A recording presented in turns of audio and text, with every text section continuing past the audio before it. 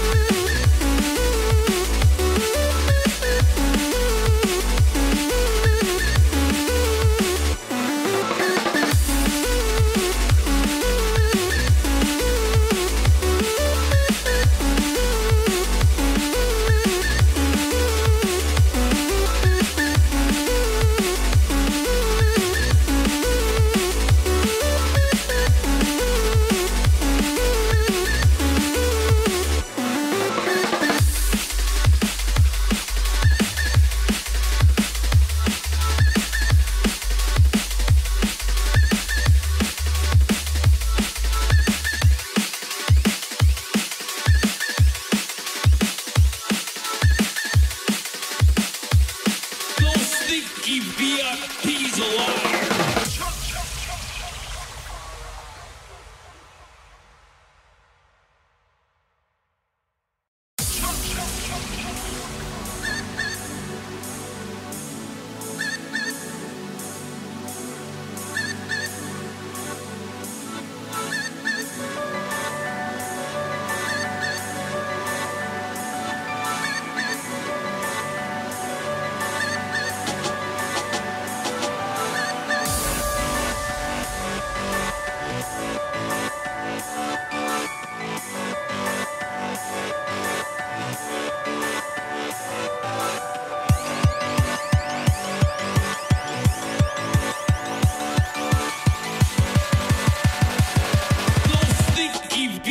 He's a liar.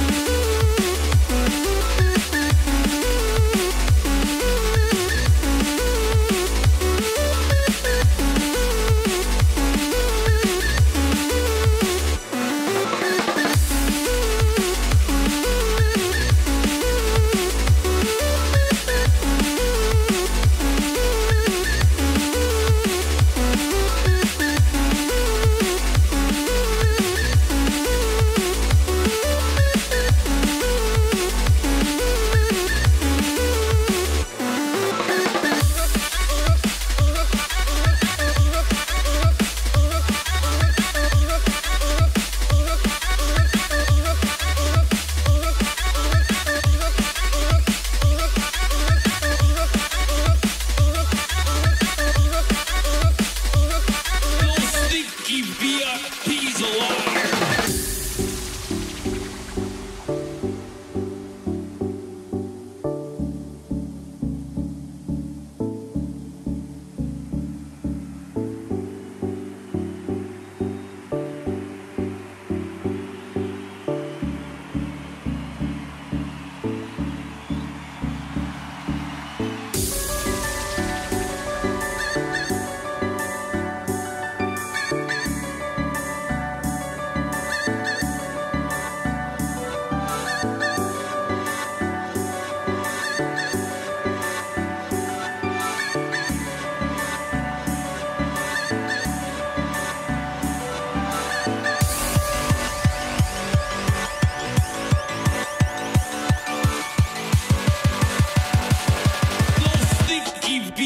He's a liar.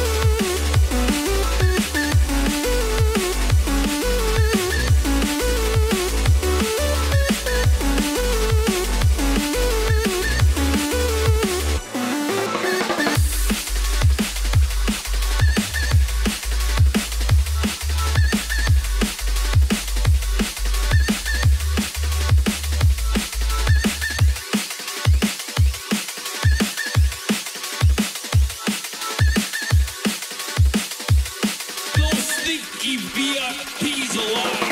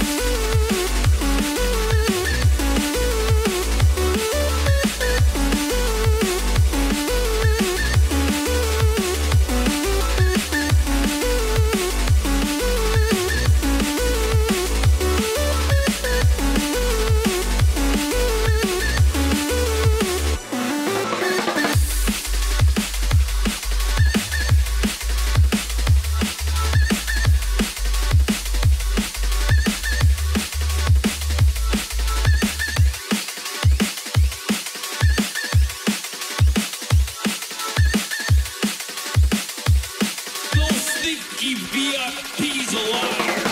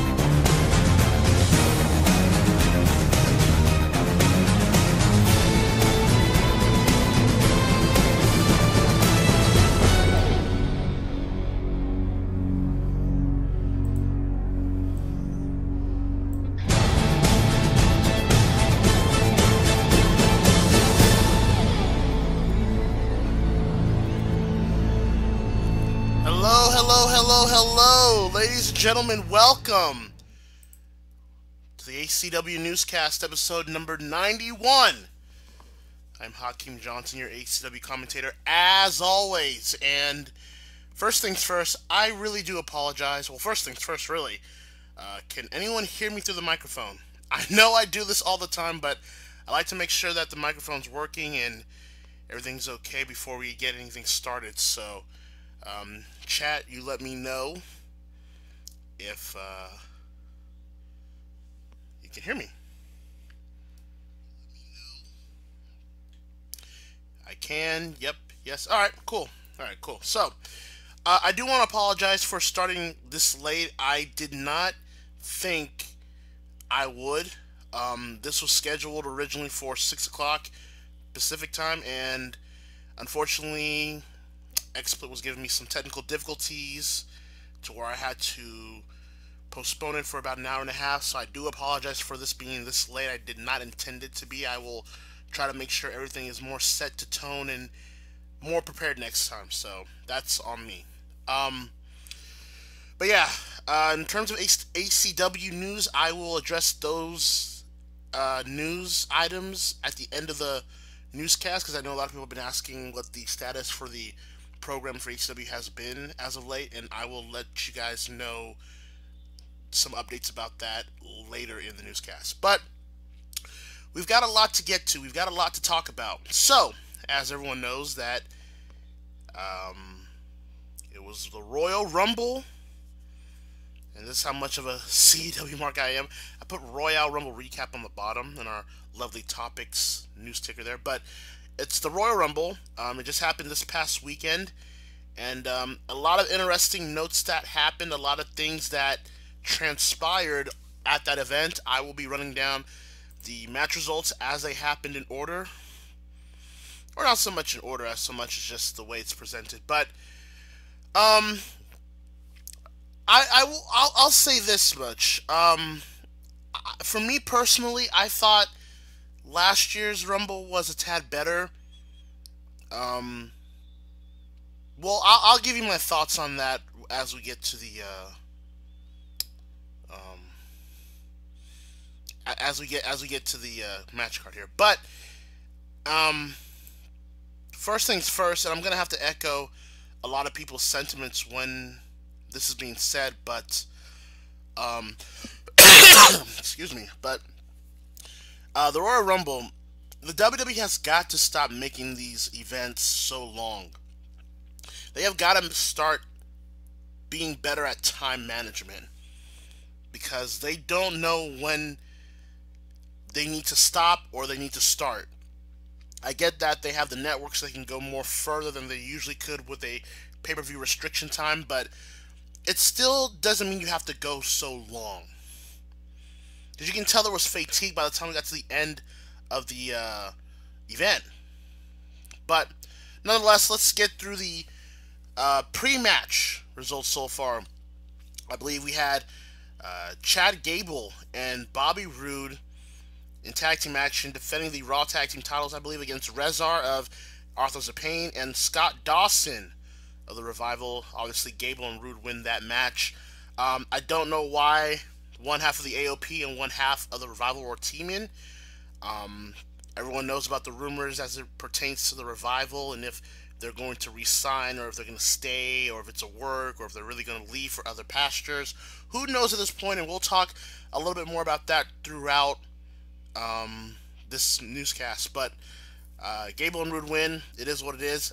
Next match, Shinsuke Nakamura went one-on-one against Rusev for the United States Championship. Since Shinsuke Nakamura able to regain that U.S. title from Rusev at the pre-show, which really doesn't make any sense now, because if you just watched this past SmackDown, and I sure as hell didn't, but if you saw SmackDown, R-Truth defeated Nakamura. So why give it to Rusev in the first place just for Nakamura to regain it again, just so that he can hotshot it to R-Truth? That doesn't make any sense to me. Again, Shinsuke Nakamura, another rumored name out here that may or may not re-sign with the WWE after Mania. Rusev is also a name. Again, we'll talk about these names and our news item topics throughout the newscast. But anyways, we do get to the Cruiserweight match, as it was Buddy Murphy, the current Cruiserweight champion, defending the title against Akira Tozawa, Hideo Itami, and Kalisto. A lot of people thought this match was the match of the night.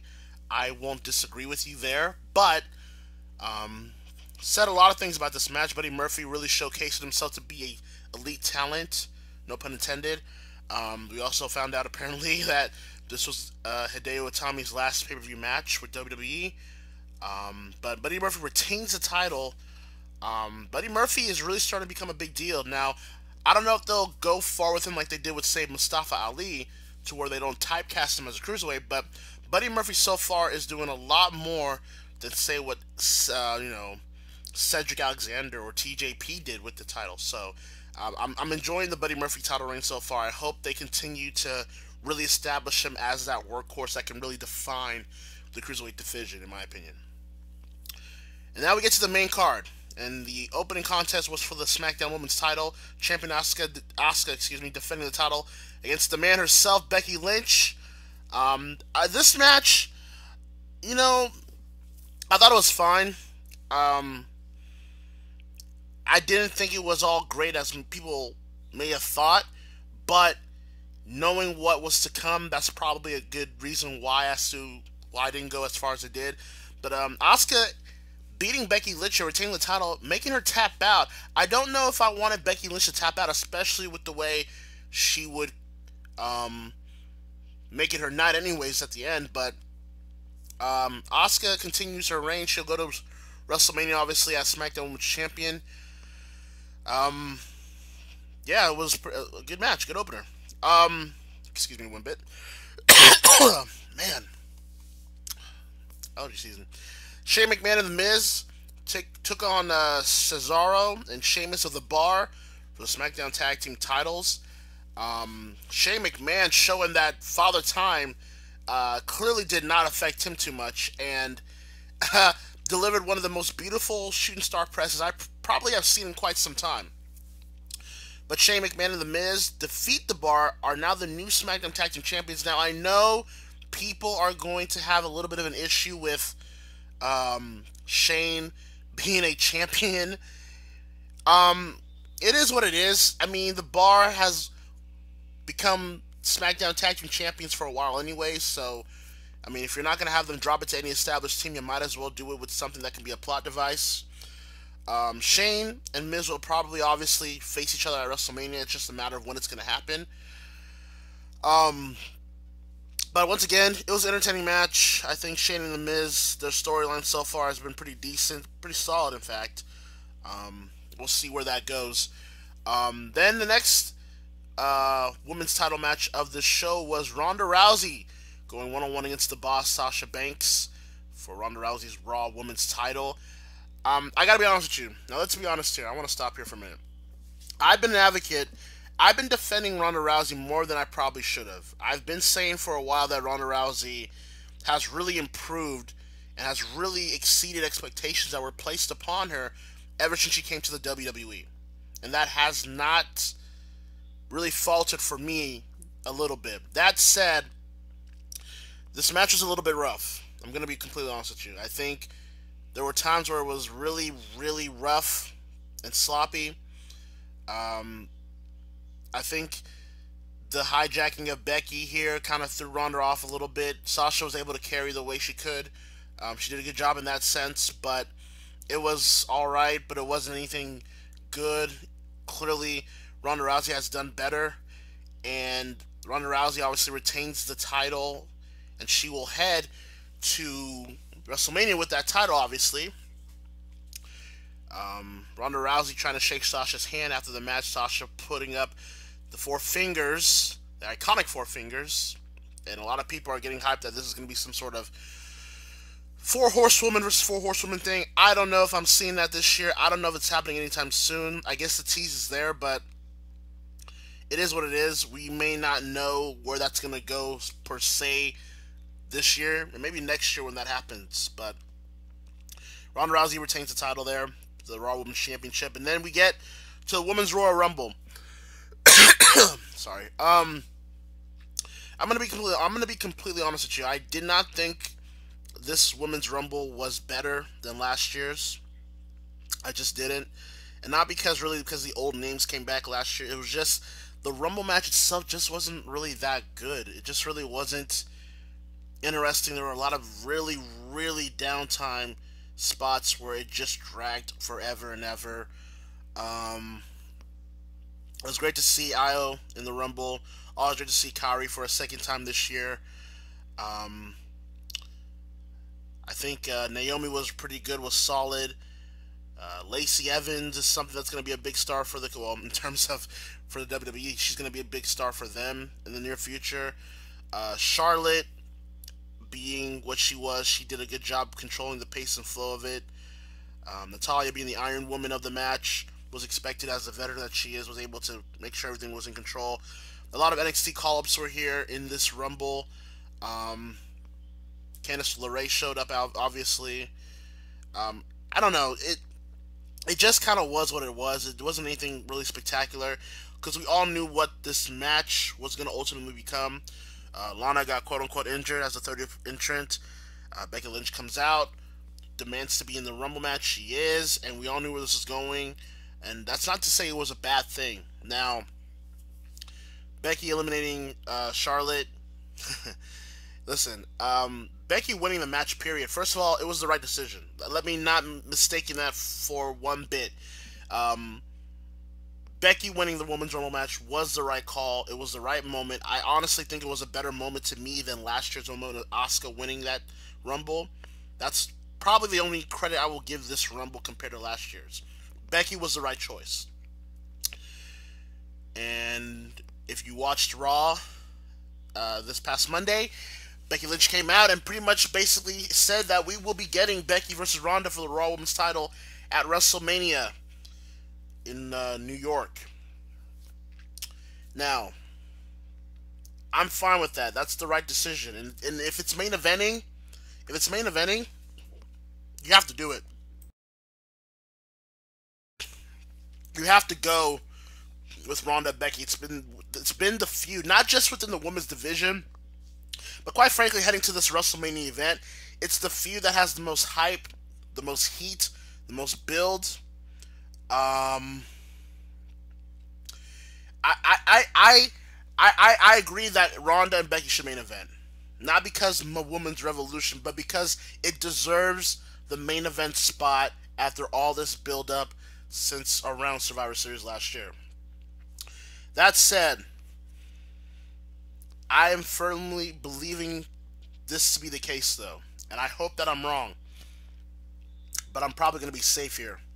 Charlotte will be involved in this match. Charlotte is going to be involved in this match. It's going to be a triple threat match. Because even when this fucking company has something as organic and as genuine as this feud and this match that should rightfully main event Mania this year, for some reason or another, they find a way to manage to fuck this up.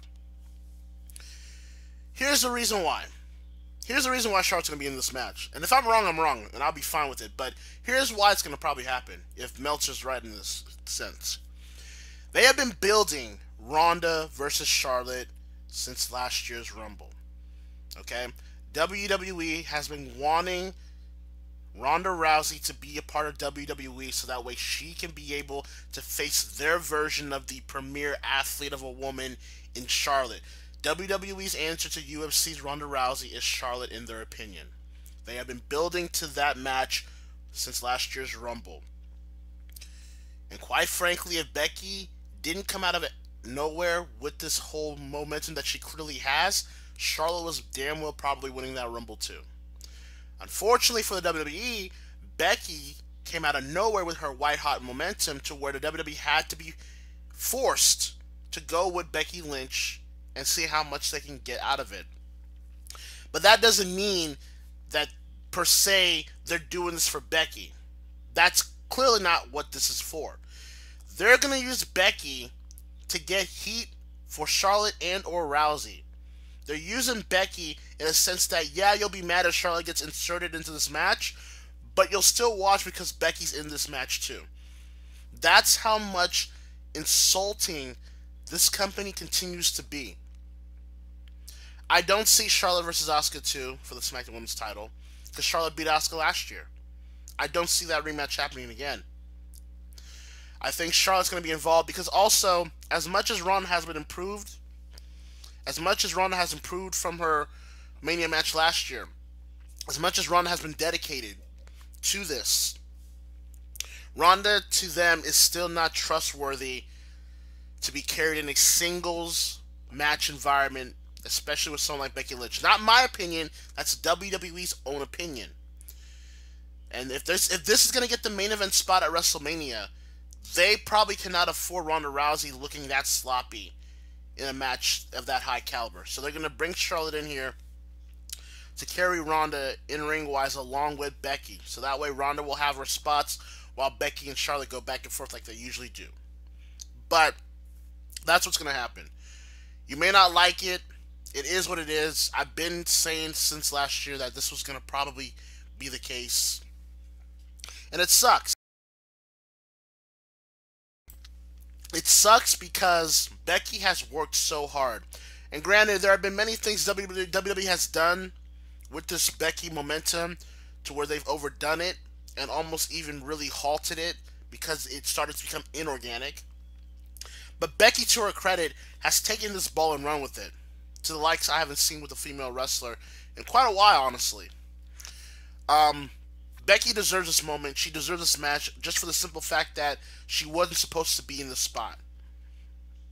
I can probably bet you that Becky was going to face Asuka probably for the SmackDown Women's title. Or probably was going to face Nia Jax to go off that injured nose thing. But that hype has died down, so there is really no point. That said, you saw what happened with Charlotte at SmackDown with Becky punching her. It's going to happen. What I assume what's going to happen here is that I think it's Elimination Chamber or Fastlane. Charlotte and Becky will face each other. If Charlotte wins or whatever, she'll be added to the match at WrestleMania, and that's what's going to happen. But either way, Charlotte's going to find her way in this match at WrestleMania. Mark my words. Okay? It's going to happen. Now who's going to win that match per se? I don't know. I'll give you my final predictions as we get closer to WrestleMania, but I am going to play it safe and say Becky may walk out the new Raw Women's Champion. But that depends if Ronda leaves for a while after Mania. Or they might just let Charlotte go over. Because here's the thing, you gotta understand, the WWE wants to validate this dog shit women's revolution. And by doing so, they want this match or some form of this match to be the main event of WrestleMania. Because you'll never hear the end of it say, first time ever women are main event of WrestleMania. They're going to push this down your throat in the next 60 days, heading into WrestleMania. Okay? WWE wants that ESPN Sports Center blurb to say Charlotte, who they all ride on, who they all put all their investment into, they want them to say Charlotte, a decorated WWE champion, defeated UFC former women's champion Ronda Rousey. They want that. Hell, we're getting closer to this, SmackDown deal on Fox. You don't think they haven't planned this out already? They're getting ready. They're getting ready to put all their eggs in the basket. Now, I don't know if Becky is going to walk out champion. I don't know. I really don't know.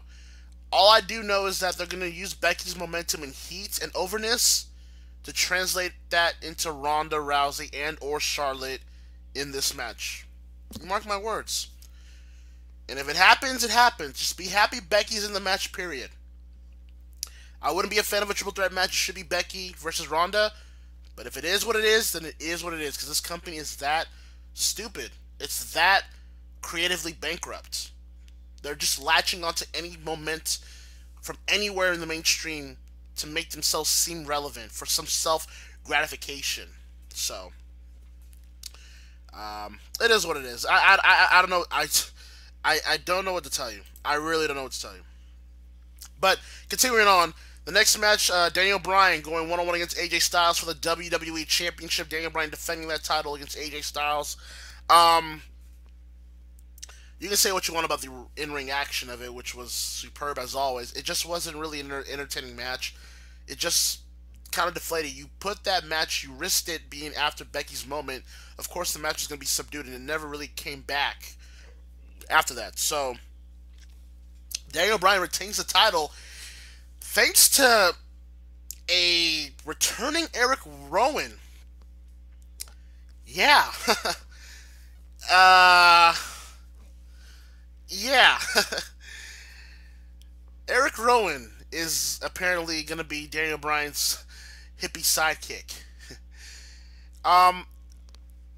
Look, I've enjoyed Daniel Bryan's skill run as this grizzled, bitter man against the world that,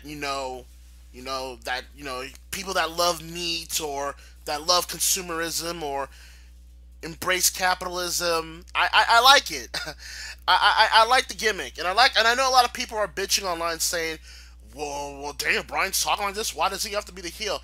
It's possible, you idiots. It's possible for people to spout out things like, I'm against racism, or I'm against consumerism, or I'm a vegan, and still be a piece of shit. It's possible that can happen, and that's why I like Daniel Bryan's character, because Daniel Bryan's character is very relatable to a lot of people out there. Trust me. So, but I don't know, Eric Rowan being added to it, I don't know if Daniel Bryan needs a sidekick per se. I don't know.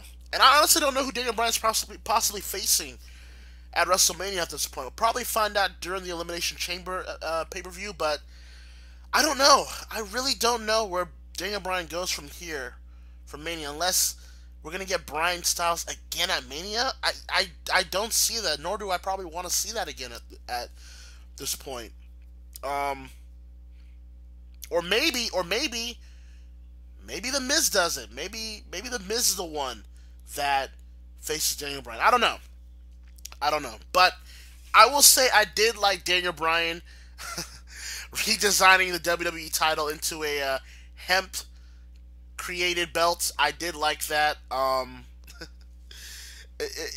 They're really banking in on this whole Daniel Bryan versus the world thing, which I like. So I want to see how far they can really take it heading into WrestleMania. So Daniel Bryan retains, probably the right call here. We'll see where they go with this at this point.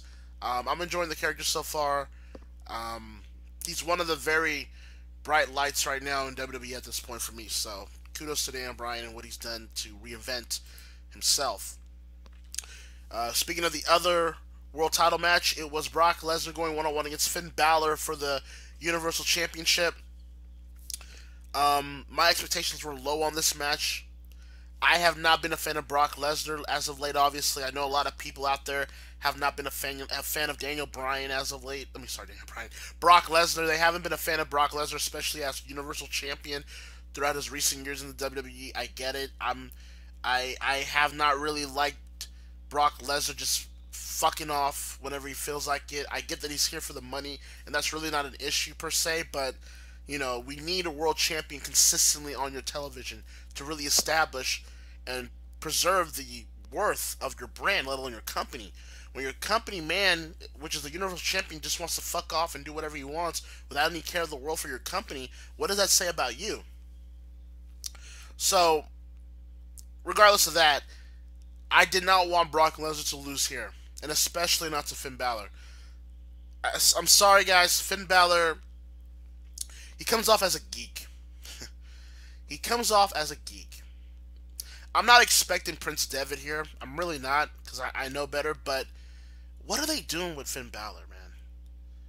What are they doing with this guy that he has to always smile, he always has to pander to the crowd, which I get, he's a babyface, but who was buying one iota that he ever had a chance against Brock Lesnar? Who bought that? Now, I will say the match itself, it was better than I expected. Finn Balor attacking Brock Lesnar's ribs and abdomen to where it would have been really hard to get him up for an F5 or do his his suplex city maneuvers. I get it. That was really smart. Really made Balor smart in that instance. But Brock Lesnar catches him in a Kimura, and Finn Balor's tapping. You know, Finn Balor, to me, would make a very good Intercontinental Champion. It looks like that's where he's going to go for Mania, if that Lashley tease at Raw was anything to speculate. That's where it looks like Balor might be going anyways, which is probably better at his level. Because him right now in world title contention feels so forced. It feels empty. It doesn't really matter. Finn Balor, to me, unless he's got the Demon Paid in the entrance, really doesn't mean anything. He really doesn't have any character. He really doesn't have any depth to what he can really do as a character if he was given that opportunity anyways. So, I don't know. Brock Lesnar retains. You knew that he was probably going to keep it to Mania, so it is what it is with that. A better than expected match, but the result wasn't in any doubt or peril whatsoever. And that match would be consequence because now we get to the main event of the evening, if you will. The Men's Royal Rumble. For all the stuff that I said about the Women's Royal Rumble not being better than last year's and how it wasn't really all that spectacular, I will still really put that Rumble over this one. This was boring. This was really not a good Rumble to me. There wasn't really a lot of memorable moments or any kind of spots that will make you want to go back and watch it again. Jeff Jarrett, really? I get it with Elias, and I guess that's where they're going with WrestleMania with... Oh my god. Are we going to give Jeff Jarrett versus Elias in a guitar and a pole match? I mean, you know, WWE today is WCW 1999, so you might as well go all the way. So, But yeah, Jeff Jarrett in there, why? I will say, and I want to kind of scale back a little bit though, there was one moment in that Rumble match that anyone was really talking about, and I really don't blame him. Nia Jax entering the Rumble, and there's been a lot of furor as to the so-called perceived man-on-woman violence in that spot. Okay, here's the thing. Here's the thing that I need to educate a lot of you people, okay? This is professional wrestling, okay? This is a warped version of reality. This is a more nonsensical parody of the real world, okay? Nia Jax, first of all, invoked the attack on R-Truth. She was the one that forcefully inserted herself into this Men's Rumble match. So she was the aggressor, no matter how much you want to spin it. And in that case, the likes of Orton, Ziggler, Rey Mysterio, they want to win that match to go to WrestleMania. So, what, they're going to just eliminate themselves because why? She's a woman? No, screw that. Credit to Nia Jax, though. I will say this, for all the hate she's gotten, some of it really deserved, honestly, but for all that flack, she took it like a champ and took all those moves at once. So I'll give her kudos to that. People gotta really, it's funny. A lot of you people bitch about how you miss the Attitude Era or how you want that essence of the Attitude Era back, and then WWE does this whole spot at the Rumble, and you guys are having a bitch fit about it. And that's exactly why you're never gonna get the Attitude Era or any resemblance of that again, because you guys are too fake. You guys are too sensitive. You guys are too nonsensical and hypocritical to where it's only good for this time, but it's never good for anything else. Okay? So, shut up and just take it for what it is. I don't even know if I really wanted that spot in the first place, really, but it happened. It was different. The men's Rumble needed something, okay? And you got it. Alright? But, you got a lot of NXT spots here. I think you got Aleister Black in there, Johnny Gargano. Mustafa Ali, in my opinion, was the MVP of that match. Really showcasing himself to be a future player if WWE is able to focus on the objective, which they probably won't. But at the end of the day, this Rumble was really a non-factor because it really came down to just two people you knew that was going to probably win it. And that's where it came down to. Braun Strowman and Seth Rollins. Those were the only two that made sense to win this Rumble. Seth Rollins winning the Rumble itself, I'm not really mad about it. I don't even really hate it per se, but it's just a really safe choice. And I know a lot of people said Seth only won this because, say, it was for Roman, or now that we know now, Ambrose is probably scheduled to leave soon, so Rollins was given this opportunity. I don't know if I'm buying all that. I just think it was more so Seth was the only top-tier strong babyface that can really get the crowd behind him to possibly defeat Brock Lesnar at WrestleMania. Because who else do you got? Who else do you got? They've already screwed Braun Strowman. They've had at least 3 times to make Braun defeat Lesnar, and they spoiled it every single time. And Braun Strowman has lost momentum ever since. So why would you go with him at that point? Who else? Dolph Ziggler? Come on, get out of here, man. It had to be Seth Rollins. Do I think he wins at Mania? Again, we'll have our final predictions, and I will let you guys know all that as we get closer to Mania. But Seth was the only choice. He had to be the choice. So Seth wins. It is what it is. Overall, the Royal Rumble last weekend, there were some good moments. I did like the Cruiserweight match, even if it was Hideo's last WWE pay-per-view match.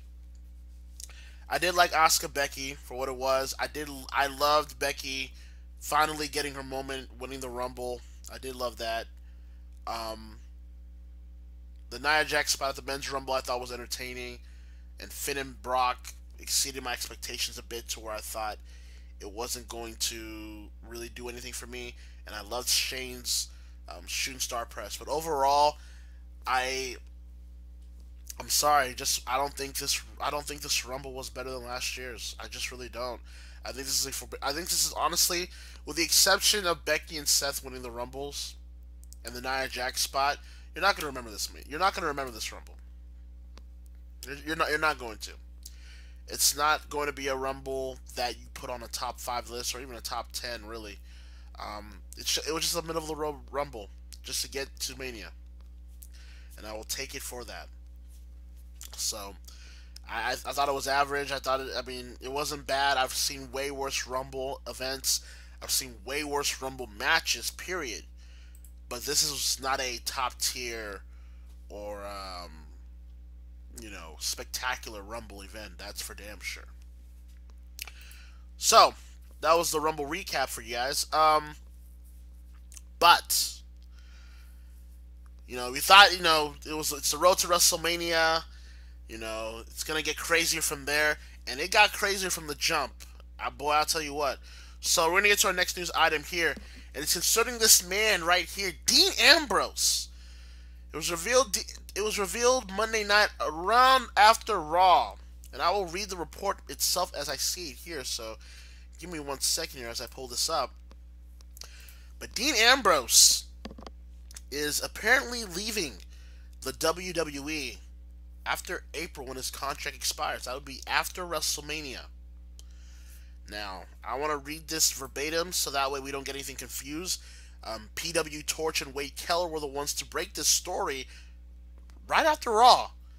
And I want to be able to read this, and I want to read the WWE statement on this whole matter. And we'll talk about it. So, let me see here. Okay. This is the report from PW Torch and Wade Keller here. Dean Ambrose, a main event wrestler for WWE since debuting with the Shield in 2012, has given his notice to WWE that he will be finishing up when his current contract expires at the end of April, according to 3 PW Torch sources.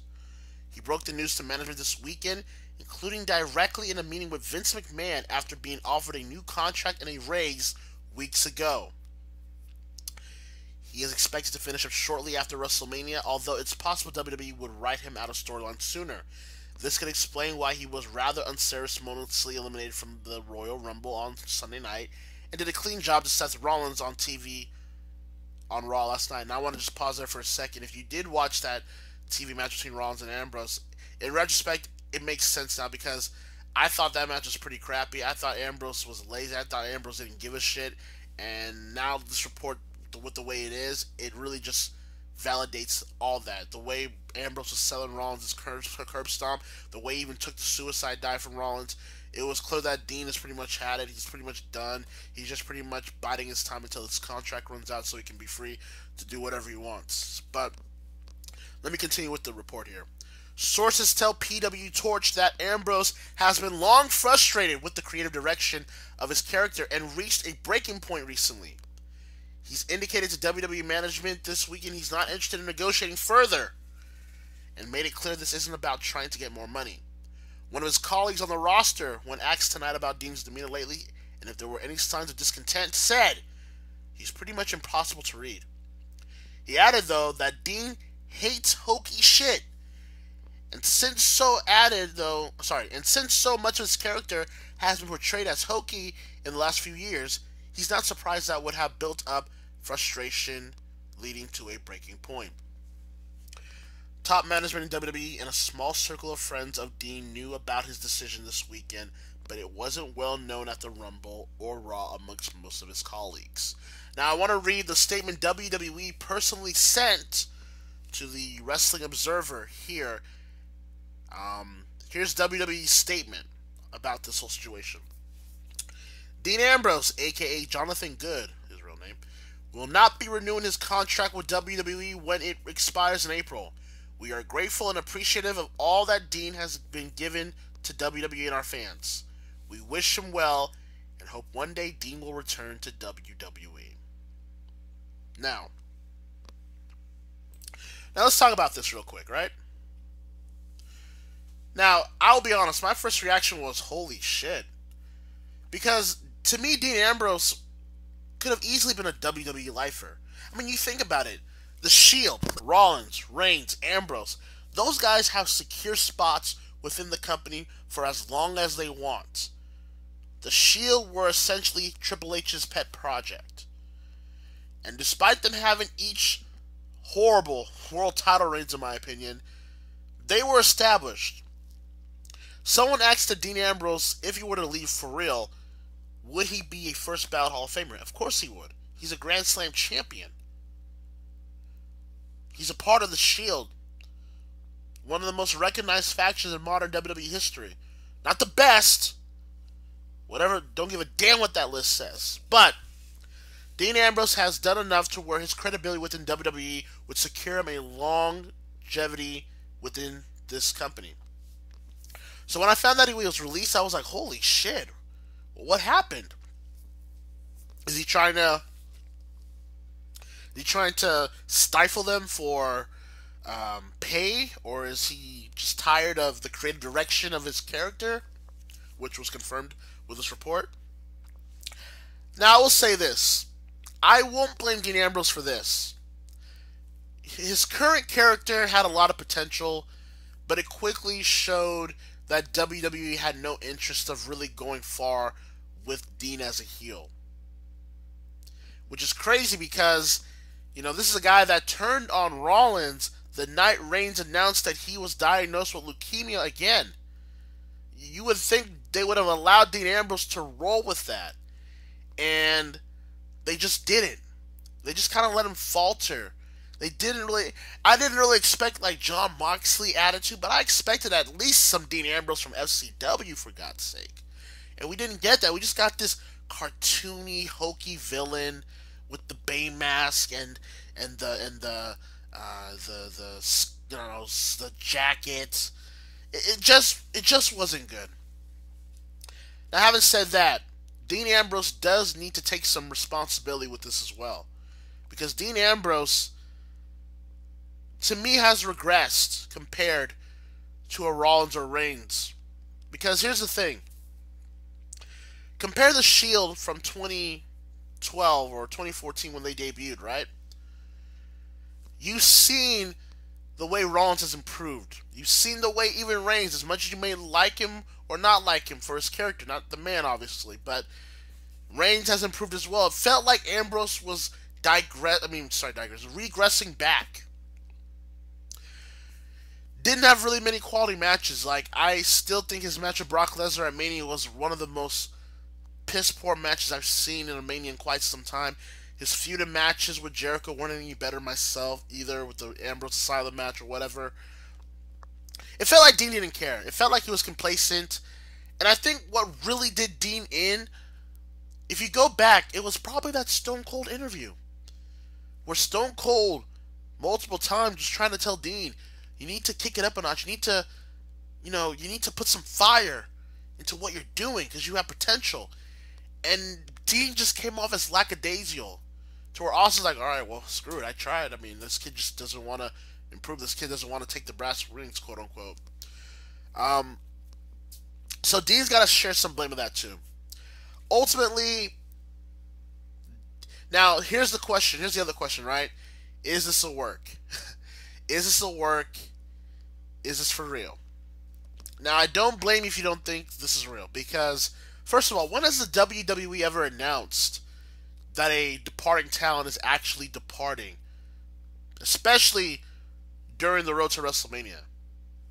When has that really ever happened? I don't recall, unless somebody wants to remind me, but it doesn't really happen.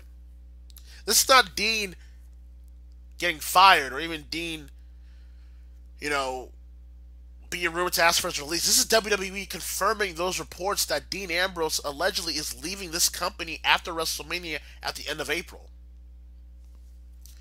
Plus, Dean Ambrose on Raw kind of teased or hinted that him and Triple H might have a match at WrestleMania. So I don't blame you to think this could very well be a poor attempt of WWE trying to do the CM Punk shoot with Ambrose on his way out. I wouldn't doubt you for that. But at the end of the day, I don't think this is a work. I think this is legit, because you guys got to understand, the WWE is a publicly traded company. You guys realize that it's illegal for this company to lie to their investors and shareholders if a company man or a wrestler, in the sense of Dean Ambrose, is departing. Because that's going to stifle confidence, and that's illegal in certain laws in this country. So, I think Dean Ambrose, what it seems like to me is that Dean Ambrose is going to eat a lot of shit before he, departs. And you've kind of saw the hint already. Nia Jax out of nowhere, just bitching Dean Ambrose out, from what I'm probably going to guess. Because, again, like I said earlier in the newscast, this is going to be the WrestleMania where the women are going to main event. Rightfully so.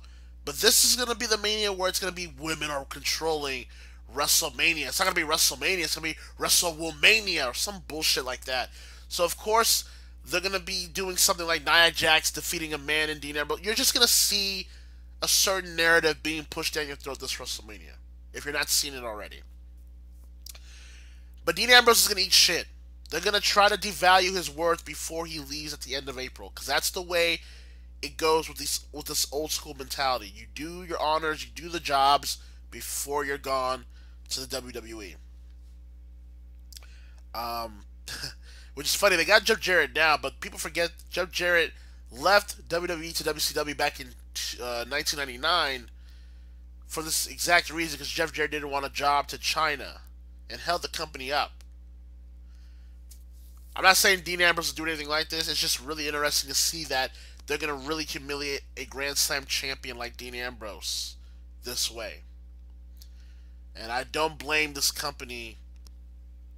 I don't blame Dean Ambrose for the way he feels, that he feels like his worth is going to be at a certain ceiling compared to others, and that he simply just isn't going to be respected or treated as he thinks he should. And he feels he knows his worth, and he eventually is going to leave. Now, granted, there's other questions I've been asked too. I mean, where does Renee Young fit in all this? You know, just because Dean Ambrose is allegedly leaving doesn't mean Renee is going to follow suit. Although the rumors have been going on for at least a year and a half that, you know, ESPN and, you know, Fox Sports have been really interested in Renee Young to do some broadcasting, and maybe this year might be the year Renee really takes that offer if Dean is leaving. We'll see where that goes. But let's get to the question, because I know a lot of you people just refuse to just ask this question for anybody that's seemingly departing any company. Is it a possibility that Dean Ambrose, should he actually leave at the end of April? And remember, this is not a 90-day no-compete clause after the fact, because they're allowing Dean Ambrose's contract to run out, so that way he can appear in any promotion that he wants after the end of April. So, the question is, if Dean Ambrose does leave WWE at the end of April, if this is legit, where does he go? Now, the obvious answer that has been put out there is that this could be the talent that the newly formed AEW All Elite Wrestling should get. And I'm not really even mad at that statement, because Dean Ambrose, if he decides to leave, is going to be a hot commodity. He is going to be the biggest free agent in wrestling. That is not going to be, you know, understated whatsoever. That said, you know, if he goes to AEW, that's a big coup. Now, we're going to talk about AEW and if the hype for that is real or not in a few moments, but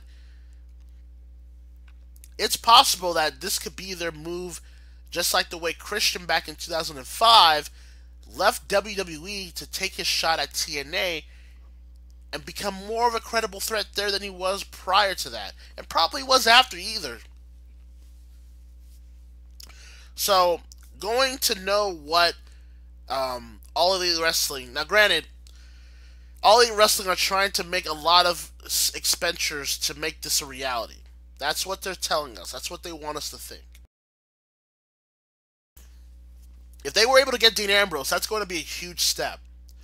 But, and I want all these AEW geeks to listen to me when I say this, but that doesn't mean that's going to solve, or that's going to make the seismic change that AEW is speaking of. There's a lot more steps that AEW needs to take before anyone's looking at them as some sort of threat, especially to the WWE. As bad as WWE is, and trust me, it is, they are still the biggest company when it comes to professional wrestling or sports entertainment, whatever you want to call it. WWE are making money in terms of revenue.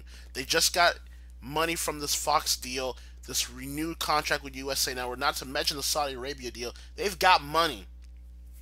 And as much as they were able to get a money mark in Khan from the Jacksonville Jaguars, they're going to have to compete with that concurrently with the WWE should they really want to go down this route.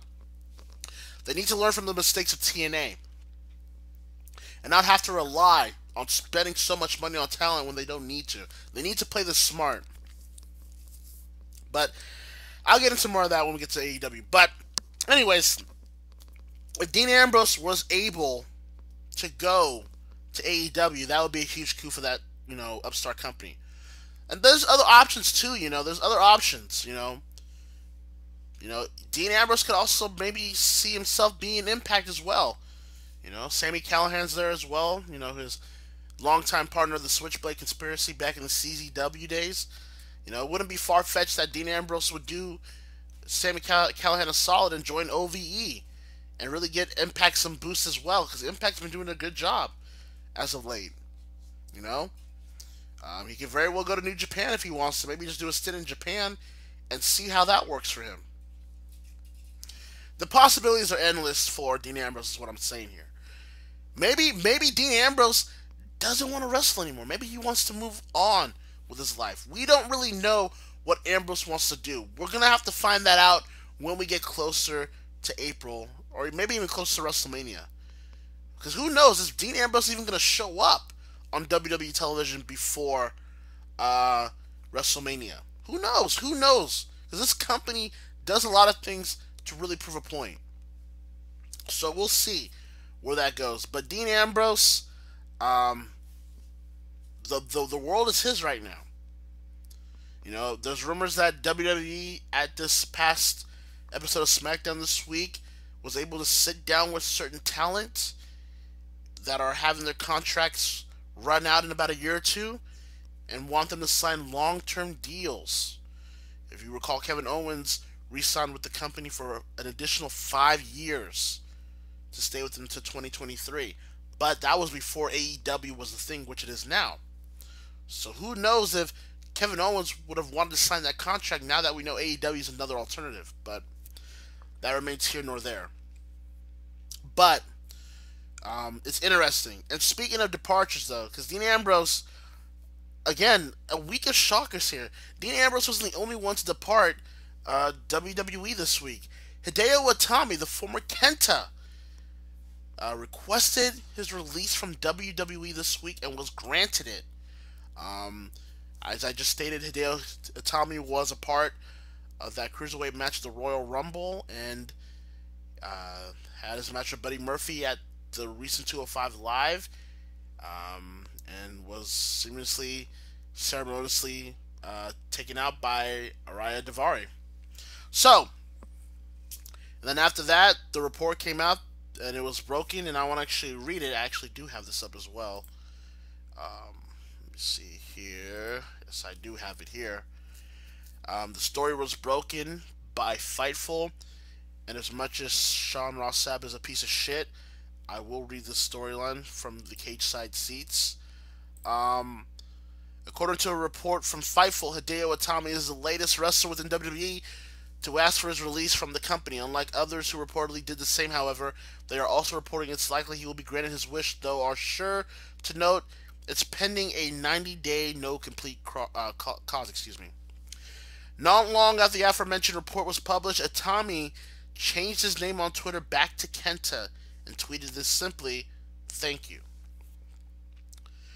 His issues, unsurprisingly, apparently have to do with being dissatisfied with his creative direction. He felt like a truly hot commodity when he originally debuted in NXT, but never seemed to get off the ground, with various injury issues partly to blame.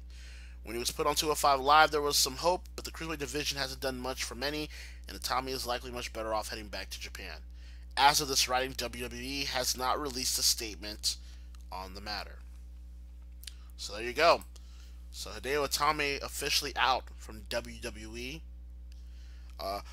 My boy Kenta the God is back, if you will.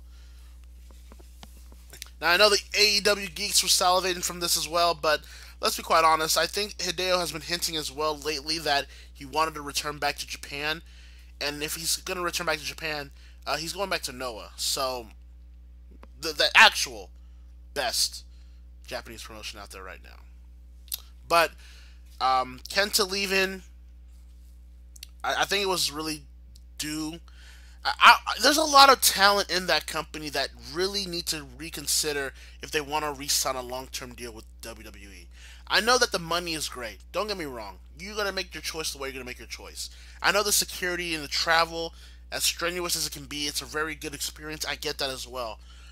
But, unfortunately now, WWE is trying to create a monopoly in the sense that they want to be able to create and control every single talent available, so that way no other promotion can be able to get it, which I find really shitty. But this is a carny business after all. So I think a lot of these talents got to realize that you can make the same, if not almost the same money as you did in WWE by going out there and seeing other alternatives while still doing side projects at the same time. And I think Kenta, unfortunately, Hideo Itami is gonna always be a cautionary tale in the WWE as a what if. What if they got behind Hideo? What if they really did right for Hideo Itami? What if they really treated Kenta as this true badass, as this true hot commodity that really could have done a lot of damage in a good way for this company? And they just never seemed to get on the right foot with that, unfortunately for them. Hideo had a lot of promise in NXT, but then it faltered. Yes, he got injured here and there, I get it, but he was never the same after that.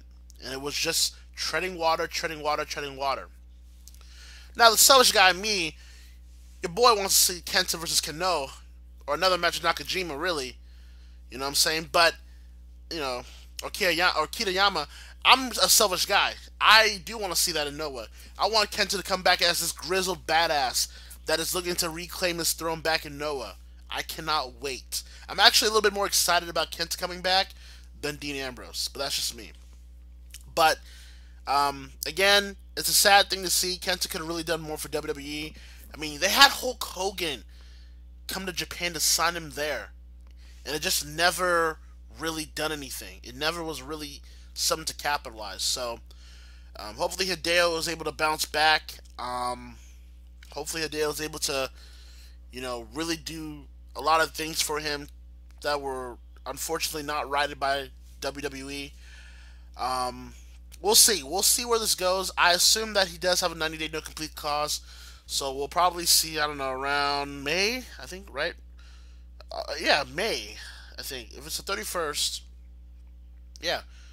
Around the end of April, early May, around where Dean Ambrose is apparently leaving too. So, we'll see about that. But there have been also other rumors of other talent seemingly dissatisfied with their position in the company, or pretty much are wanting to leave. As it was reported, I believe, a week or two ago, the likes of the Revival, Mike and Maria Kanellis, they are disgruntled and they apparently asked for the release. They weren't granted it, that's different, but they did ask for the release apparently from certain reports. And now apparently we're hearing that 2 members from Sanity are also dissatisfied with their position in the company. Now granted, this could all just be storyline purposes, so we don't really know for sure. But WrestlingInc.com reported on Twitter, Killian Dane of Sanity tweeted out a question: "Where is Sanity?" The stable made their debut on SmackDown back in June and have since been used sparingly during their time on the main roster. The last time the group appeared on WWE TV was at a December 18 taping of SmackDown, where Dane, Alexander Wolf, and Cesaro and Sheamus teamed up in a losing effort against the Usos, Carl Alexander, and Luke Gallows. Wolf also retweeted Dane with the response, "Sick of this." Now again, that could just be all kayfabe for all I know, but it's interesting in this week where Dean Ambrose allegedly leaving, Hideo Itami now gone from WWE, the rumors of the Revival, Mike and Maria Kanellis leaving, Nakamura's contract is coming up pretty shortly soon, along with Gallows and Anderson. Rusev might be looking to leave. Ziggler, for some reason, might be looking to leave. Now we've got Killian Dane, we've got Alexander Wolf, apparently setting their dissatisfaction about the whole situation. It's starting, I think, now, look, and we might as well get to it now, right? We might as well get to this, right? AEW, right? Now, I don't doubt the hype that AEW has gotten. Lord knows that I'm all for alternatives in professional wrestling like I am with CAW. I'm all for that. If AEW truly does something special, I'm really all for that. If they really want to, quote-unquote, change the wrestling world, I'm all for that. If they really want to be a true alternative to what Impact / TNA could have been, or what ROH could have been, I'm all for that. But I do ask the question, I mean, is the AEW hype worth it? Is it really a thing? Because let's be honest here. A lot of you AEW geeks, and granted, I know a lot of you people support AEW and you're not a geek per se. I'm talking about those geeks, and you know who I'm talking about. A lot of you AEW geeks are simply just elite Bullet Club fans. Okay? How do I know this?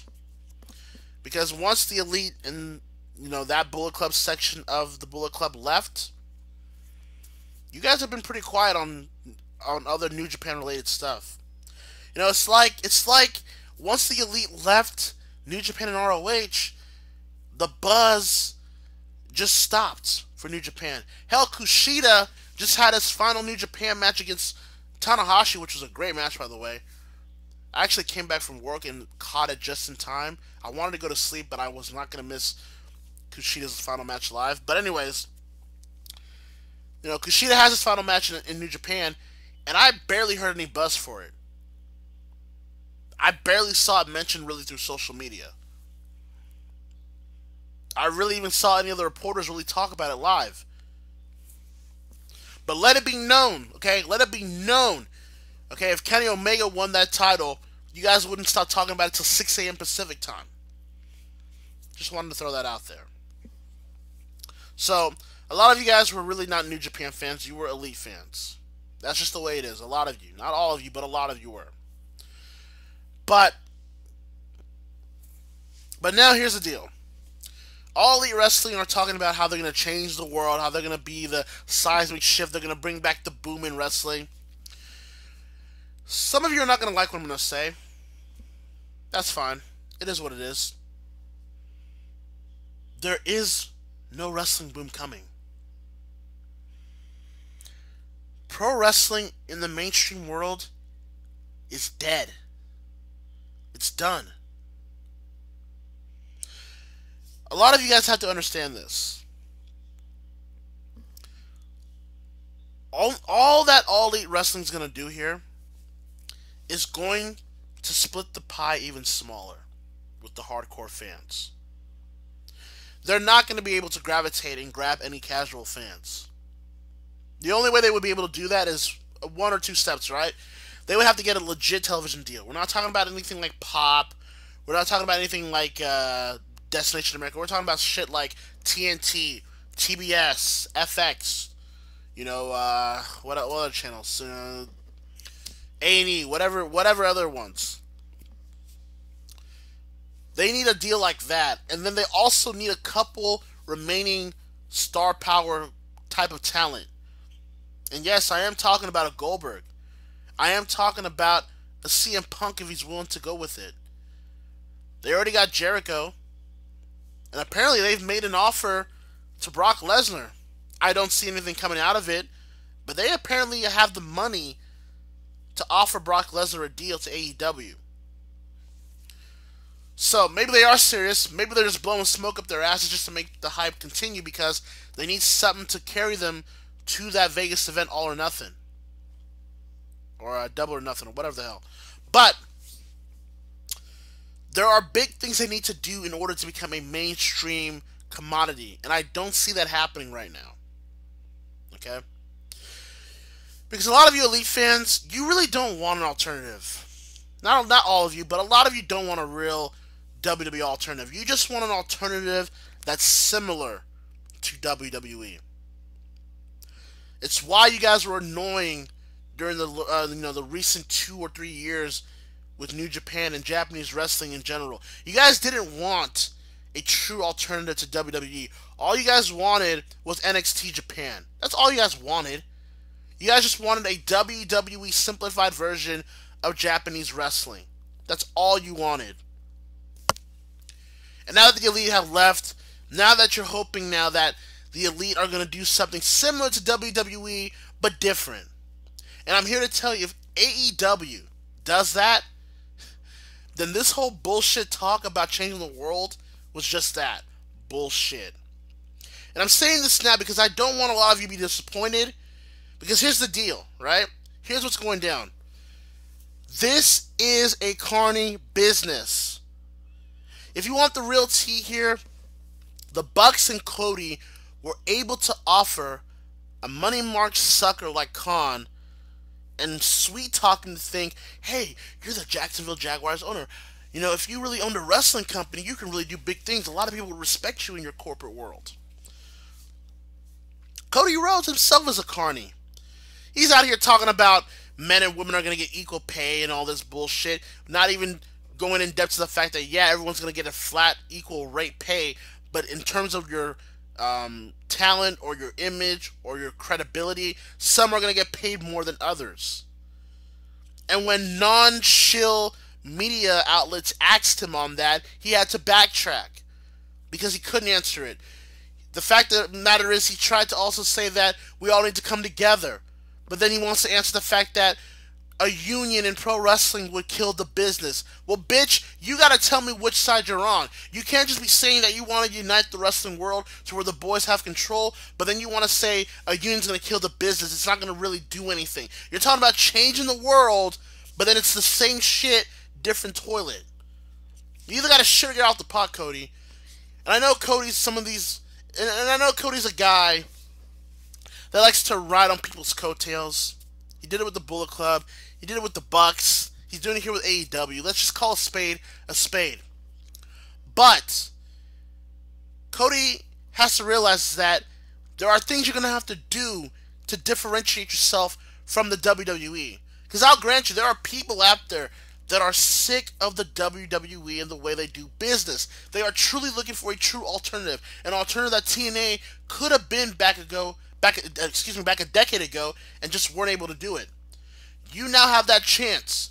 There are many people in that WWE company that are either disgruntled or just outright looking to leave.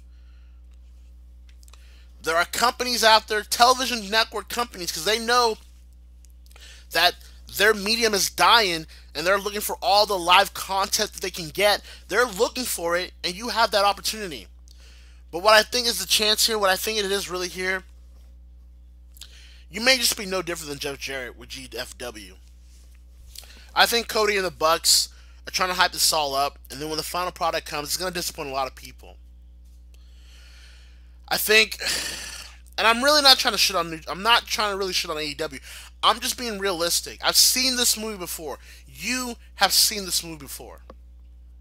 If Cody and the Bucks cannot get their egos in check and learn from the past mistakes that others have done when it comes to this position, they'll fail too. They'll falter too. Because WWE is established. WWE is still the dominant force in sports entertainment and pro wrestling. Period. Signing a few talents, chanting some elite chants, doing some once every 3-month events is not going to get the job done. Now, I don't deny WWE is taking any precautionary movements and actions to prevent AEW getting any bigger. I don't deny that. They did it with WCW. They did it with TNA. I mean, we know that this is what they do. But I think you people are saying that AEW is scaring the shit out of Vince McMahon. They're scaring WWE. No, they're not. No, they're not. They're aware. They are very aware of AEW. Yes, they are. But they're not scared of AEW. AEW is not even a thing yet. We don't even know if this is legit. We don't even know if this is going to be anything that's going to be revolutionary. This is all lip service. This is all hype. This is all talk. At least until Double or Nothing happens in Vegas. And even then, that probably won't be the end-all, be-all of this whole company. We don't know. Hell, let me go ahead here. I want to read something here. Apparently, Chris Jericho revealed his AEW contract value. And I want to read this because I thought it was interesting, right? So, according to the Wrestling Observer, according to reports, many people backstage within WWE are stunned, quote-unquote, and quote-unquote shocked by the size of Chris Jericho's new contract with All Elite Wrestling. The contract isn't considered on par with that of John Cena or Brock Lesnar in WWE, but would be near the top of WWE's pay list. As previously reported here, AEW is being funded by billionaire and Jacksonville Jaguars co-owner Shahid Khan, and he's willing to give talents first-class plane tickets, health insurance, and more. Khan is reportedly spending whatever he has to get the top wrestling talents in the world to sign with AEW. Numerous WWE talents have also requested out of their contracts and are said to be very interested in signing with AEW if the company is interested in them. See, I find that very troubling.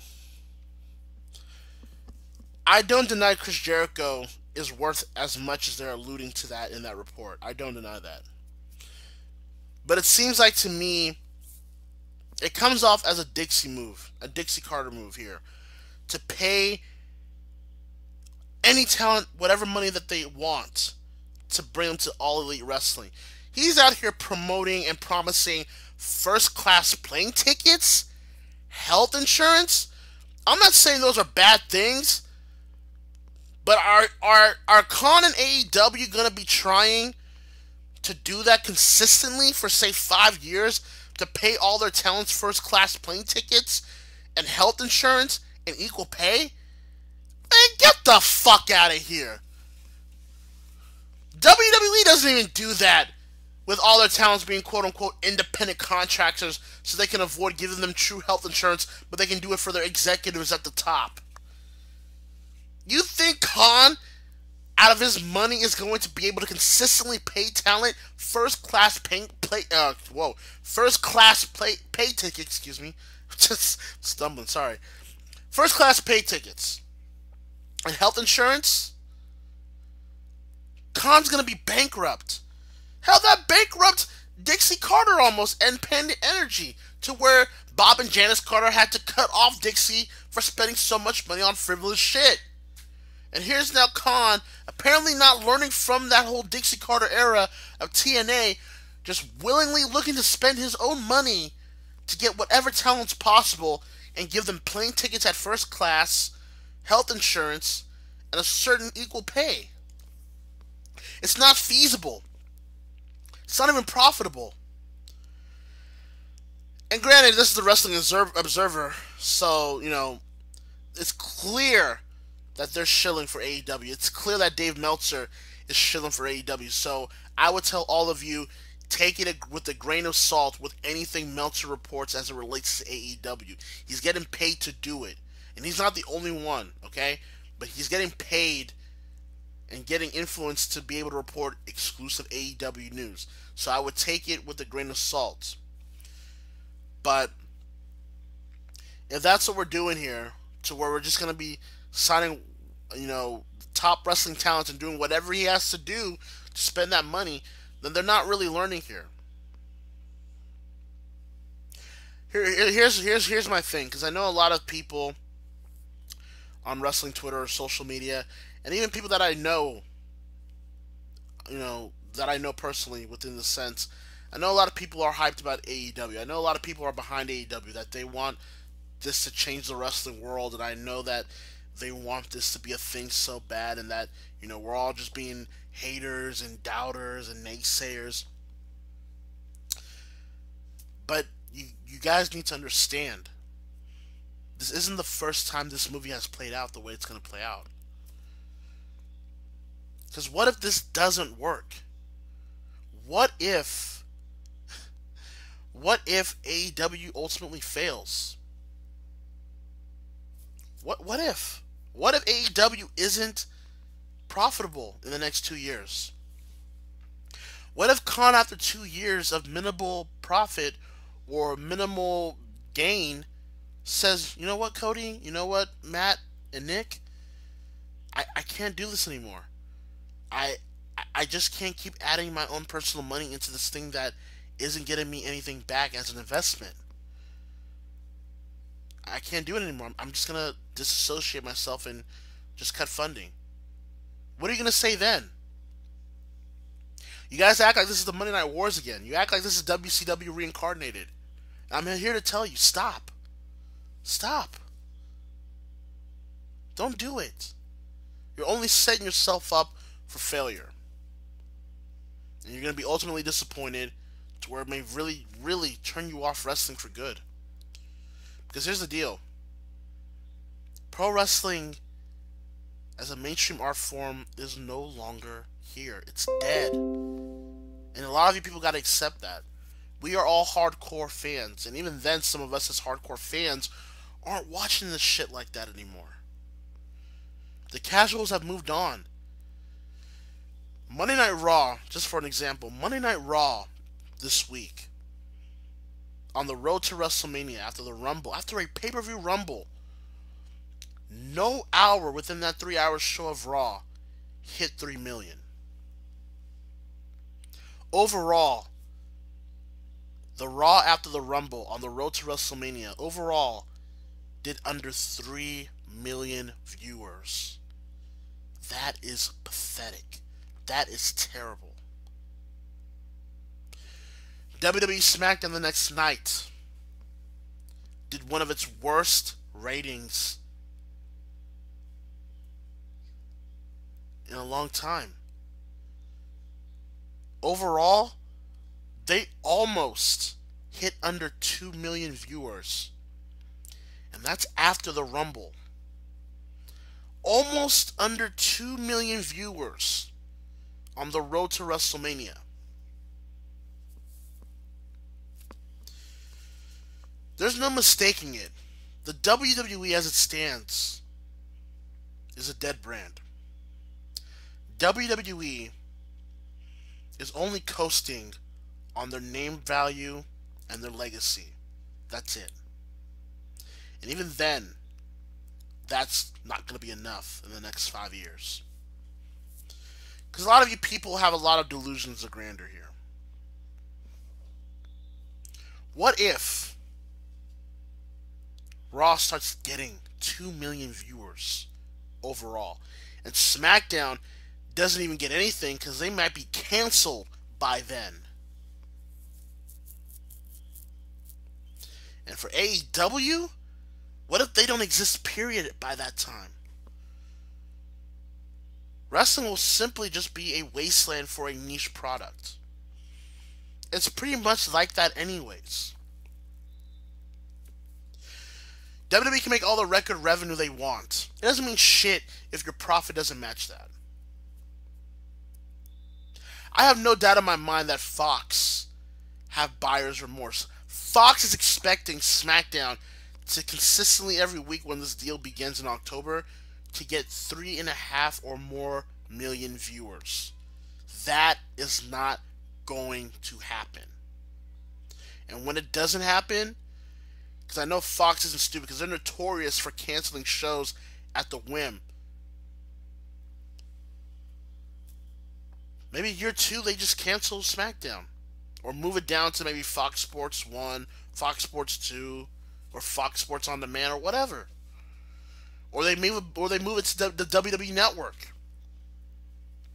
This is why I laugh when you people say NXT should be on television. For what? Not a lot of people watch NXT as you people might think.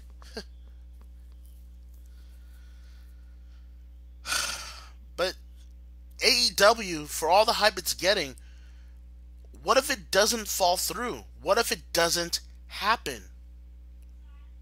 Because if it doesn't happen, a lot of fans are going to be turned off for good, and that's going to really establish WWE as a true monopoly that it's wanted it to be for years now. That's all I'm saying. I just want some of you guys to think about that. I do want AEW to succeed. Don't let me mince my words here.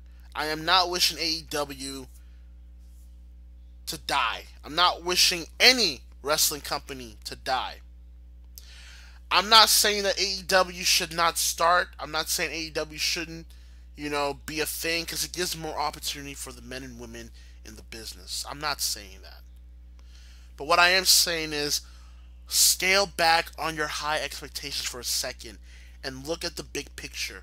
Look at it clearly and objectively. Is this hype really going to translate to what you think is going to quote-unquote change the world? Because I don't deny that wrestling needs that edge again. I don't deny that wrestling needs that spirit to come back alive. But is AEW really the answer? And can it possibly be the answer? Are you sure with your heart of hearts that AEW can truly do that?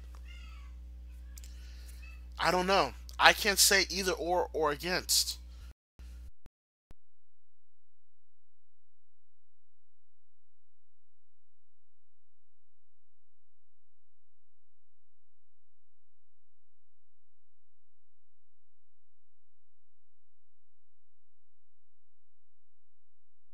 In the comments. So, if you guys have any questions that you guys want to ask on the, you know, have any questions you guys want to ask on the live chat, you guys can go ahead and do so. I will answer whatever questions that you guys want. Not just, it doesn't have to be wrestling. It doesn't have to be wrestling. It doesn't have to be um, it doesn't have to be wrestling. It doesn't have to be CAW. It can be any question that you want. So you guys have the floor here. Whatever questions you guys want to ask me, I will answer to the best of my abilities. So I'll give you guys a few seconds to catch up here.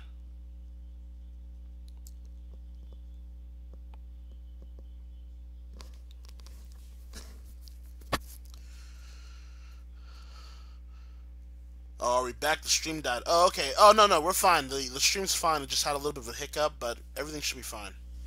So, let me go here. Let's see here. Alright. Your thoughts on Walter making his debut on NXT UK TakeOver Blackpool? I'm marked out. I think Walter is really one of those talents that he can really excel at what he wants to do when given the opportunity. I think Walter's going to be a really big deal for NXT UK as they try to build up that brand. And I really haven't been impressed with. I really haven't been all that impressed with NXT UK. Anyways, it just feels like it's a more duller version than the weekly NXT shows, which I don't know how that's possible, but that's what I feel. But I think Walter is going to really do some things interesting. We'll see where it goes. Hopefully they don't try to strip everything away that makes Walter, well, Walter. So we'll see how that goes. Current thoughts on Mortal Kombat 11. I have not really dived that far into the details of Mortal Kombat 11, but I'm hearing the hype for it. I'm hearing it's going to be a really good thing. I'm hearing also Ronda Rousey herself is voicing Sonya Blade, so that's interesting. But other than that, I would have to look more into it. I haven't really dived that much into it, but we'll see. Did you play Kingdom Hearts 3? No, I did not. I'm not really a Kingdom Hearts guy. I think I said this before, but I'm not really. My brothers used to more so play than I did. I'm not really a Kingdom Hearts guy, but I do recognize the artistry and the impact that it's had with a lot of people. So. Your thoughts on the screen on the Saints Rams NFC Championship game screwjob? That was some bullshit. That was some bullshit. It felt like to me that they were doing the replay to save face, but that was what it was. I'm not looking. I'll be honest with you. This is the least I've been hyped for a Super Bowl. I really don't want to see. The Patriots win. And this whole underdog shit that they're doing, I'm so sick of it. But I'm not a fan of the Rams either, so I really don't care about the Super Bowl. I'm really just gonna be there just to chill with certain people and probably get drunk. But other than that, it is what it is. So take your pick where you think that's gonna go.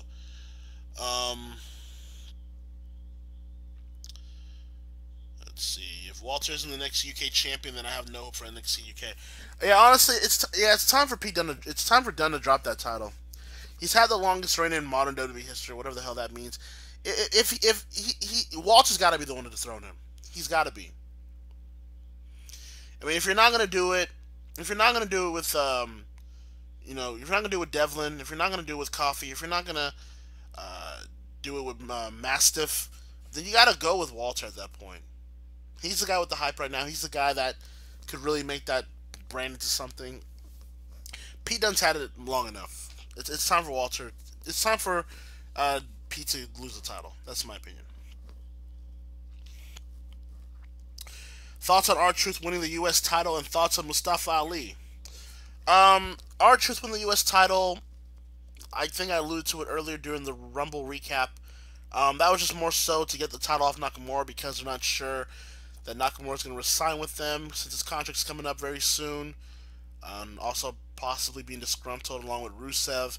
So they just gave it to someone that they know isn't going to go anywhere, someone that's been loyal to the company, someone that's a company man in R-Truth.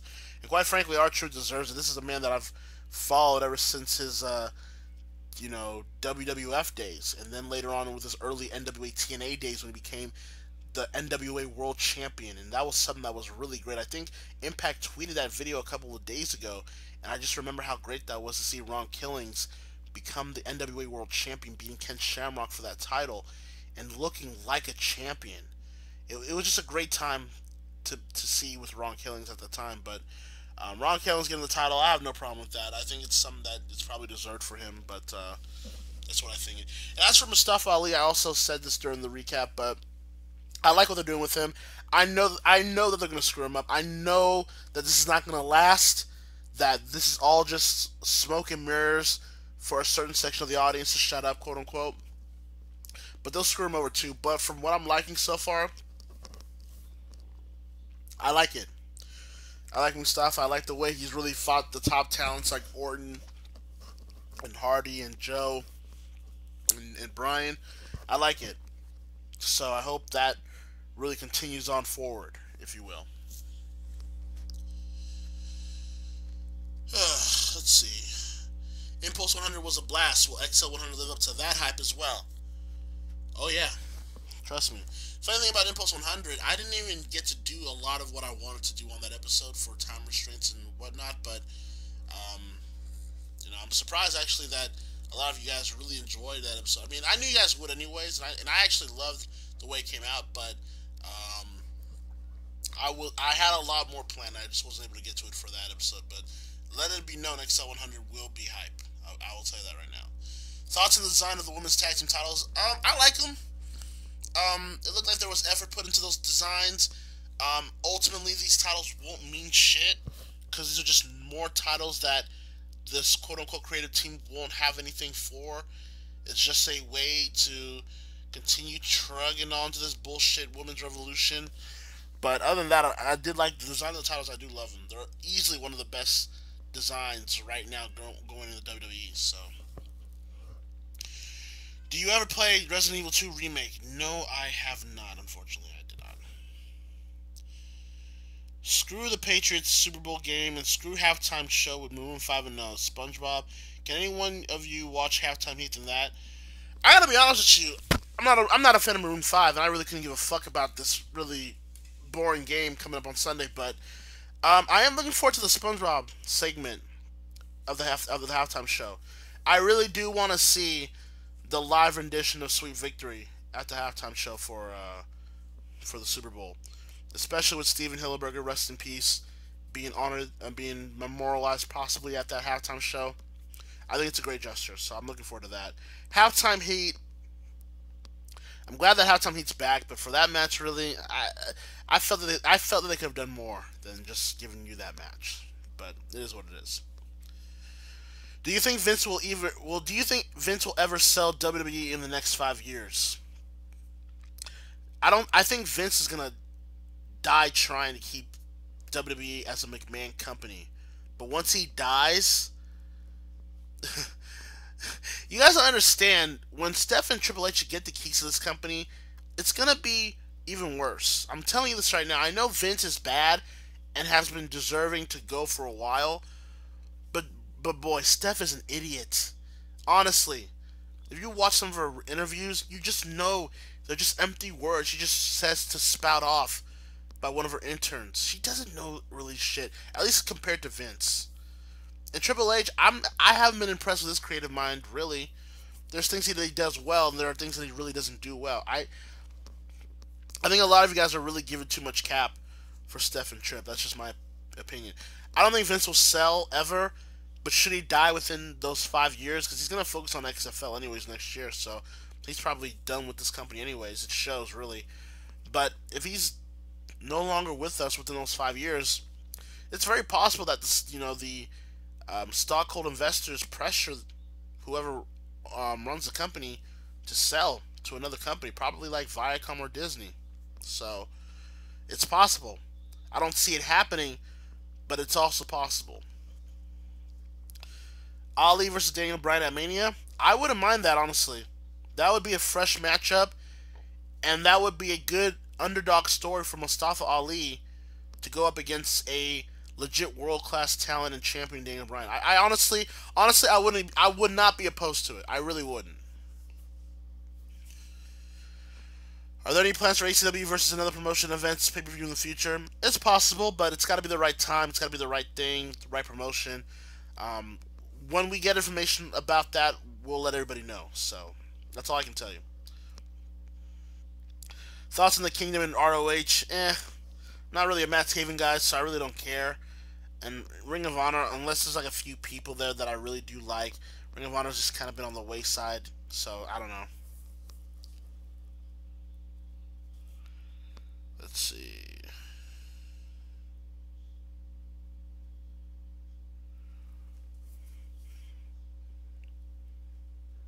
It seems like that's all the questions I've got here.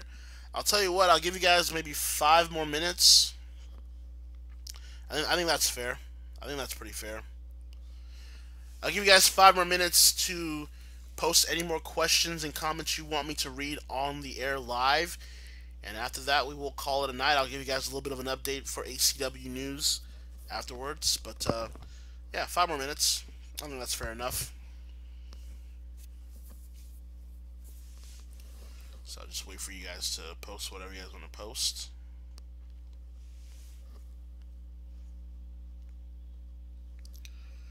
I fear Stephanie and Triple H run WWE after Vince is done. Oh, it's happening. Stephanie is running that company once Vince is done. It was supposed to be Shane, but whatever happened is whatever happened, and it didn't happen. So Steph is going to be the one to run the company. And you're going to all wish Vince came back. Mark my words. Promise you that. Why Nia Jax enter the men's Rumble match? It was just more so for a moment. It was more so for an accolade. I mean, I have no issue with it, really. You know, China did it. Beth Phoenix did it. Awesome Kong did it. So Nia Jax doing it doesn't bother me at all. Maybe the intent as to why they did it irritated me a little bit more. But I was fine with the moment, honestly. It's one of the very few things you're going to remember from this Rumble pay-per-view. Come down the road. You won't even think about this Rumble pay-per-view by the end of December, so you might as well get as much as you can. Is WWE screwing over 205 with horrible booking? I think 205 Live is just a brand to where you're just there to see the greatest cruiserweights wrestle. There's not so much more to really impress you other than just to put out great cruiserweight action. That's what I take it as. So, of course, they really don't have any storylines to really get invested in, but they do offer you what you want if you're looking for great cruiserweight action. So I can't really be annoyed by that, because they at least let you know. Speaking of which, thoughts on Juice Robinson? I like Juice. I think Juice has really, the former CJ Park, I think he betted on himself, left WWE, made a commodity and name for himself in New Japan and now Ring of Honor. I like Juice. I think Juice is one of those people that doesn't get enough credit for what he did. People will credit, people like Cody Rhodes doing this shit, but not enough for Juice Robinson, who really did bet on himself, didn't really jump on any bandwagon, and just let the chips fall where they may be, and he really did a good job at that. So I give kudos to Juice Robinson a lot, and I hope he really does stay in New Japan as a big player. Hopefully one day, maybe one day, he becomes IWGP Heavyweight Champion. Yo, so I'm doing the Young Lions Cup again this year. We want you in again, and we are thinking Cloud. Oh, yeah, this is the new Dom Pro guys. Okay, I will message you guys either tonight or tomorrow about that. So, thoughts on the ACW Illuminized Ash Ketchum winning the New Dawn Pro Holy Grail Championship against Vega at Chapter 9? Hey, former ACW talent doing the best that they can after ACW. That's the thing about ACW. They offer you a chance at a career, at a legacy, and then once you're gone from ACW, you're able to spread elsewhere to build your own legacies and other promotions that really would like that. So, kudos goes to Ash Ketchum for finally winning the title. Because Lord knows he would, Lord knows he'll never win a league ever, 20 years after the fact. But at least he won a title outside of ACW. So, kudos to him. Which would be a worse disaster, the fall of WWE or the fall of GameStop? Oh, the fall of WWE. GameStop is no longer what it used to be. People resent it. People, as a majority, don't really like it as much anymore. GameStop is going to go the way of Blockbuster. But the fall of WWE could very well mean the fall of quote-unquote sports entertainment, to where it's going to go back down to being a niche product. Did you see the Mavs-Knicks trade? Yes, apparently Porzingis got traded to the Dallas Mavericks. Man, you New York Knicks, man. Every time I feel you guys are miserable and can't do anything stupid, you guys impress me every single season. And I give you a lot of commended for that. I commend you guys for that a lot. Besides the Element Tournament, will ACW do an all-female mega event and also have lots of leagues battled against them? ACW versus the world. Again, never say never. It's an interesting theory to consider. It's got to be, once again, right timing, right place, and all that. Had Impact not fucked up, would they be as big as WWE? No. I think Impact was just unlucky. I think Impact was going to be damaged regardless. I think because again, the one constant of all of TNA's mishaps was Dixie Carter, and I don't think Dixie Carter would have changed a little bit to really stop a lot of the things that could have been stopped at the time. So, unfortunately, I think TNA had a ceiling that they would have reached, but it wouldn't have been anything bigger than WWE. So, how do you feel about Trump border building the wall? I'm gonna just keep this short because I don't want to get political here. But while the wall is not a priority to me, while I don't think the wall is gonna solve anything in terms of this issue, I do agree though that we do need to really seriously revamp and rework our immigration policies because they're trash. I think we need stricter laws when it comes to immigration, especially within the southern border. I live in California. I see the effects of that a lot here, and a lot of people like to lie about it otherwise. But it's an actual problem going on, and it needs to be solved. Just because there's crime in the country, and just because there's existing crime in the country right now doesn't mean, that you can't prevent crime elsewhere in the country. So there you go. What's with the new Reiko? If you guys didn't know, tomorrow night is Excel number 96, and Reiko Hinamoto is going to finally break her silence. That was announced earlier tonight, so you will find out that answer tomorrow night. Thoughts on the Raptors?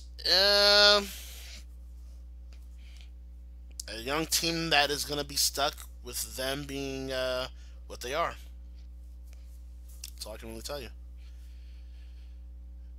Any chance have you watched any recent New Dawn Pro? If not, then what feds do you see as the breakouts of 2019 in CAW? Shoot, I haven't really paid attention to CAW much lately.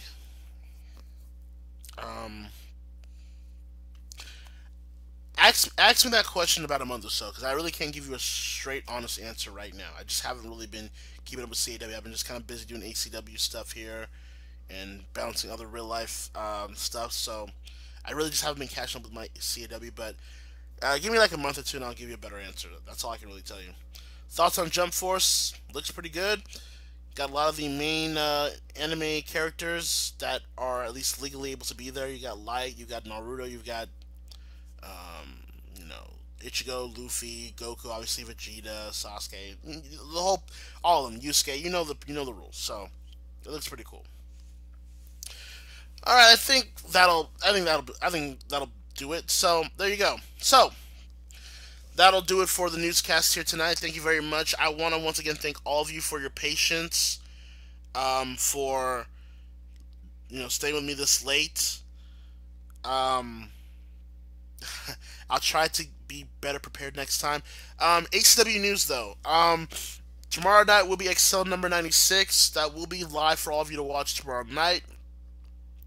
Next week will be Impulse number 101, and we will also have the Element tournament for the quarterfinals ready for you guys to watch as well. And the reason why I'm saying this now, because I actually will not be I will not actually be here in Sacramento next weekend. I will actually be in Las Vegas next weekend. I have some important business there to attend to. All good, don't get me wrong, nothing bad. But I have some potential important business things to do there in Las Vegas. So I will be at Las Vegas next weekend. So I will not be available at all, at least around Thursday till Sunday/Monday next weekend. So I'm going to try and push out as much ACW content as I can for all of you to make sure you guys are satisfied until I come back the following week. So, but tomorrow night will be Excel number 96. I can guarantee you that for sure. That's been finally done, finally. I just had to get some commentary and post-production stuff put together, but that is going to be finally done. Impulse number 101 will be ready for you guys next week, as well as the Element tournament for the quarterfinals next week as well. We are almost close to the end of the season. Thank goodness we are almost done with this season. As much as I've enjoyed it, I'm ready to move on. So we are almost done with this season. I'm very, very excited for next season. Next season is going to be very, very interesting in a lot of ways that I cannot even reveal right now. But it's going to be very, very fun coming up for you guys next season. I just want to get there so you guys can just see how much I have in store. I already got Animania 6 locked in. So I got Animania 6 locked in for next season.